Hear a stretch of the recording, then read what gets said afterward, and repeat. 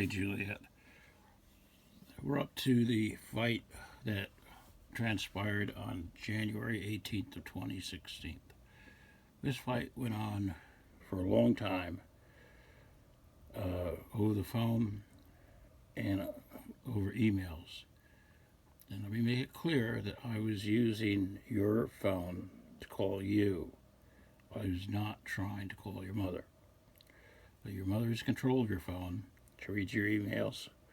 She's always read your texts. She's always read your emails. If you didn't know that and you're older, I just want to tell you that now. Because she puts up a wall between me and you and prevents me from getting in touch with you. Which is why I got so infuriated that day. I lose my temper. There's no question about it, especially during that period. Not really anymore, because I've been through a lot of therapy and handled it, and it only comes to no good. But just words can hurt people, but my words could have put me in jail. Could have cost me not seeing you the rest of my life. And out of the blue, we're arguing over me wanting to see you because she's making plans for you to see Ursula over the weekend. And I've got this feeling that she is not, she's playing games with me. And I have a feeling she was on the phone with her lawyer, this evil barracuda woman named, whatever her name is, I won't say it. And she came up with this one sentence. Didn't bother to put a period on the end of it, but I don't want to be pedantic. She writes this: "You just threatened to get a shotgun and kill us." I nearly fell on the floor. What's going on? What? Why is she saying this? What's going on here? And then I thought about, is she going to try and get an order of protection with just 2 years of high school left? No, she wouldn't. Besides, she'd keep telling me she's broke. She'd never be able to afford the cost of going to court for what, the last 2 years? Over what? Nothing. I didn't do anything. Over fighting about vacation time, about fighting over calling you, upsetting you because you thought I called you a name. So I go right into protection mode. And I've talked to your mother about orders of protection many times. And she has understood that my feelings on them are that they are a real bad tenant of the law because they don't do anything any good for anyone. If some guy is crazy enough, and usually it's the woman that's threatened, but believe me, it could be the man. I once went for an order of protection against a woman to a police station, and they laughed at me and sent me home.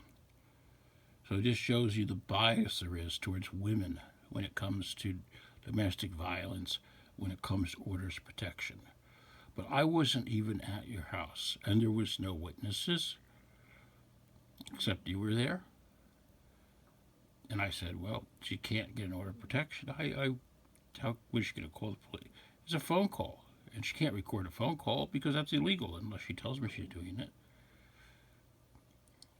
So I jump right into this whole thing about the order of protection does not protect the person because if the guy's crazy enough, he's going to do it anyway. And I used an expression that is a common expression. I didn't make it up. It's about the woman not being protected. If you go to the most feminist website, they will warn the woman, if you get an order of protection, be careful because it doesn't protect you. The police aren't sitting outside your house. The police aren't following around the guy to make sure nothing's done. They don't have the time and the effort and the manpower to do that. All it does is that if I were to come and start banging on your window and you call the police, they could come and arrest me. So I write this. No, I did not. But let me tell you something about orders of protection. It's proven they contribute to something bad happening more than if you don't have one. Let's say, get off the email for a second. Let's say a guy is right on the edge of being crazy and he gets this piece of paper handed to him and he blows his stack and he goes over and shoots the person. And if he didn't get the order of protection, he might have just let it go. It's happened. Back to the email. A piece of paper does not stop a bullet. I didn't make up that expression. Here's from an article in 2013 that says, Gun Violence Working Group Public Hearing. Bob Ferguson, you can't stop a bullet with a piece of paper. Another one from the 2013. My friend's co-worker was murdered last night by the man whom she had taken out a restraining order and an order of protection. And what's the headline? A piece of paper won't stop a bullet. Now, I further write, I had never threatened to kill anyone, and if this is your way of making me write something that, to the effect, to bait me, it did not work. I would never and have never restored to physical violence. Nice try. Tell anyone you want to what I may have said, but there is no proof I said anything, and this is just your way of further demonizing me. And I further wrote down, right, I did not threaten to kill them with a shotgun. Let the internet world know. Let this be a record in print. In court, they used this email against me. But they didn't read any of the email except for the one line, a bullet doesn't stop a piece of paper. They asked me if I wrote that. I said yes. They told me to shut up, and I couldn't explain the whole thing. This is how our fucked up justice system works. And at the time I wrote this, I still did not believe that your mother would actually follow through and get an order of protection. So this I want to talk to Juliette. I kept calling over and over and over again. Could I have said, I'm going to kill you if you don't put Juliette on the phone? Who doesn't use that expression? I don't mean it. If you look at all the people that know me, including Lori's family, you would have to travel the arc of the rainbow for me using or saying anything like that and actually doing it. I have no record of violence. I'm a pacifist. I hate guns. I don't own a gun. I wouldn't know how to use one. Besides, 95% of crimes of passion are done with knives because knives are more personal, stabbing somebody. And if I shot with a shotgun, I don't know why they put shotgun. If I shot with it, I'd probably miss. And there's no satisfaction in, the mob kills people with shotguns. This is so ridiculous. I said, well, she can't go to the police. She has no proof. She can't walk into a police station and ask for an order of protection. But guess what? She did. But she didn't do it the night of the fight. She didn't do it on 12/1/28/16.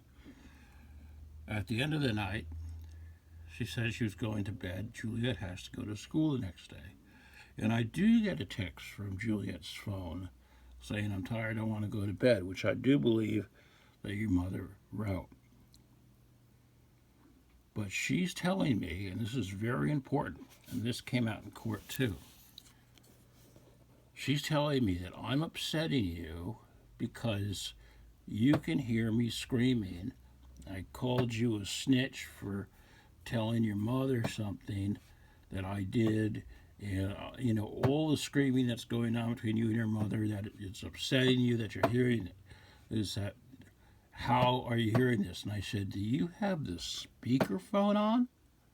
She said, yeah. And I go, she's doing that on purpose. She's doing this on purpose to upset you. That's child abuse. And that came up in court. And your mother was severely reprimanded for that in court. However, not enough to get the decision changed.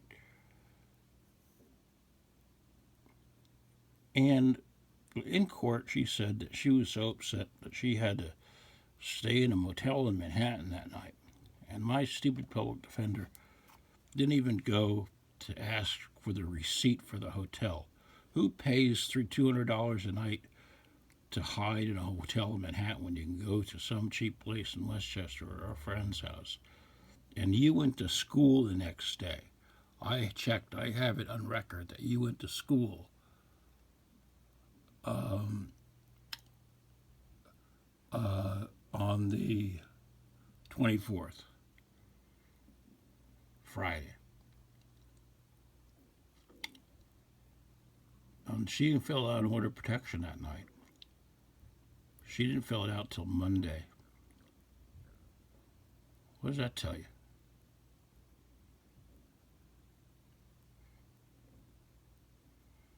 Pick this up.